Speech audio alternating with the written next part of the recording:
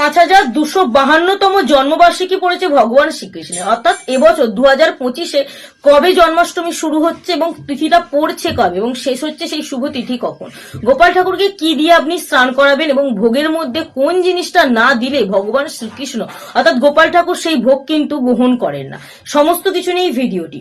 প্রথমেই আপনার জানা দরকার এই শুভ তিথিটা পড়ছে কবে। এই শুভ তিথি পড়ছে 15ই আগস্ট, অর্থাৎ রাত্রি 15ই আগস্ট রাত্রি 1:14 এবং এই শুভ তিথিটা শেষ হচ্ছে 16ই আগস্ট রাত্রি 10:30।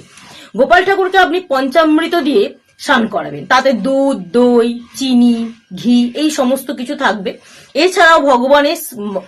এছাড়াও গোপাল ঠাকুরের ভোগ যখন আপনি নিবেদন করবেন, দুধ দিয়ে তৈরি যে কোনো জিনিস, মিষ্টি, দই, ক্ষীর এই সমস্ত কিছু দেবেন। তার সাথে কিন্তু আপনি তুলসী পাতা দিতে ভুলবেন না, কারণ শ্রীকৃষ্ণের পছন্দ হচ্ছে তুলসী পাতা। তাই তুলসী পাতা যদি আপনি ভোগের মধ্যে না দেন তাহলে কিন্তু সেই ভোগ ভগবান শ্রীকৃষ্ণ গ্রহণ করেন না।